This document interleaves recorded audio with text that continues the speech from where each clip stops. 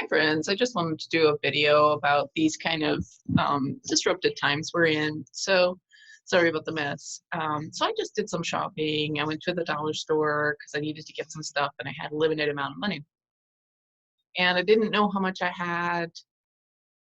And so I was at the register. And so the cashier didn't give me time. There was no actual people waiting online. So there was actually time that she could have just let me take a second. She didn't even let me have a second. I mean, she let me have like 1 millisecond. And I know, cashiers have a tough job. It's a thankless job. It's probably miserable working conditions, probably miserable, quality of life outside. So I understand that. And, but she was actually deciding what I was going to purchase because I was trying to cull. And not only that, she put somebody else's purchase in my bag. So she gave me two items. Now, this is like the coronavirus. I'm trying to stock up, and so she messed with my purchase, and I let myself kind of be bamboozled, blindsided, and who knows what the impact of her narcissistic, um, impatient behavior. Like she was spending my money. She was just throwing stuff in my bag, and I was overwhelmed by the situation, and I'm kind of overwhelmed right now. I mean, I had a lot of stuff that I was dealing with before this happened, um, and so I just wanted to say, people, don't let the malignant, toxic people, the narcissists in your life, who are just like they don't want to give you a break. They don't want to give you what you need. They never did before, and they certainly don't want to now. They want to mess with you. They want you to be inconvenienced, because they're not totally operating on a human behavior frame, dimension. So I know if you're somebody who rarely puts their foot down, or who just kind of takes it in stride, this might not be a good time to do that method of taking things in stride. This might be a time that you have to set some boundaries. And I'm not saying get out of control. I'm saying take a moment. Like, what I should have done is I should have been like, you know what, I'll get off the line and I'm gonna sort through my stuff. And I just didn't know I was gonna be around somebody who was just so callous and rude and um, kind of almost dangerous, because who knows, like she made me buy two of something I don't need two of, and um, so I just could see this happening, and I feel like our culture right now, people will speak up if you say a word. They'll get into a tizzy about a terminology or an affiliation. That's our culture now. Like, we don't have a moral backbone. We have a politically correct agenda that we have to force upon everybody else.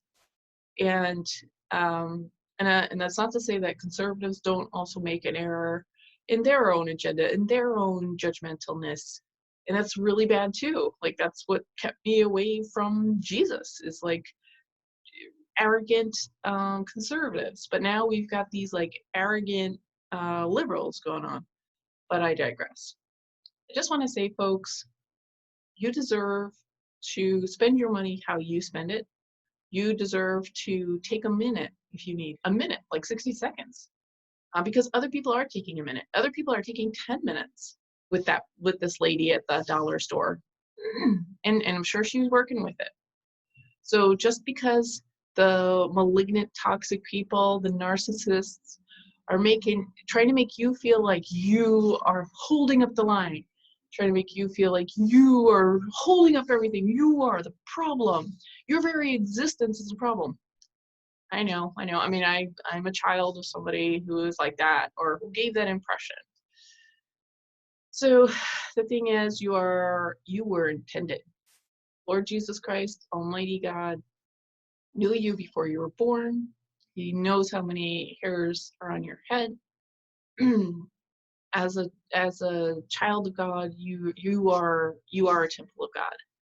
So Um, so those people who are behaving so badly now, now when like being like a decent person really goes a long way.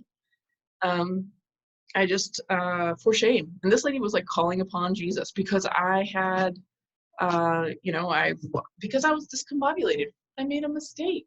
Oh no, and um so I think she really needs to connect with Jesus, like for real, not like make it seem like I have done something wrong because I I purchased too many things and I needed a second to sort it out. Like whoever never does that? Whoever forgets their wallet? Whoever, was like, I only have $11. And so you take away the few things. So anyways, I'm just trying to encourage folks to this is a time for healthy boundaries. This is a time for some common sense and not a politically correct agenda. This isn't the time to get all caught up in some sort of shouting match or dialogue even about what's better, vegan or eating meat, dairy or no dairy. Like this is not a time to do that. This is a time to try to find some common ground, have some patience, and have a limit to this patience. Because in my experience in this like liberal world that I'm in, or I don't know, like maybe that's a culture we're in, like people are like, oh, I'm gonna be so patient, I'm never gonna say anything. And that's like what's considered like the right thing to do is not to say anything. Just keep your head down. It's like everybody is a freaking slave. Everybody is too afraid to speak up. I'm in this high level health coaching class where a majority of the people, I mean, there's a variety of people. There's so many problems with the program I'm in, with their structure, with their technology, with their customer service. It's embarrassing, it's shameful how bad it is. And nobody else is saying anything. Nobody's talking to the powers that be of this organization. And it's just like we're in this like new culture of it's like a gulag, the self-imposed gulag where as long as I have my Netflix and my cell phone, as long as I have, I can go to Bali, uh, as long as I have whatever, I'm not gonna advocate. I'm not gonna expect any justice. As long as it doesn't happen to me, it seems like everybody's just all for themselves. There's no solidarity in this culture. It's so weird. Everybody's so into this political correctness. There's no solidarity, none. It's disgusting. I really don't like how my peers have become. My culture, the people that were my friends, there's just like everybody's just like, oh well, yeah, that's too bad, you know. So anyways, I'm just saying now is not a time to just roll over and take it because it's just easier that way. Because you might not have a chance to rectify whatever error that jerky person, that selfish person at the grocery store, the cashier, or the banker, or the auto mechanic, or the teacher of your child, or the nurse, or the doctor. Like, now is the time to be clear. And of course, these people are experts or they are access points, so it's like you need to come back to these people. You need to be able to shop at the store or go to this doctor or the mechanic. So it's like you can't be a complete jerk, but you've got to stand firm.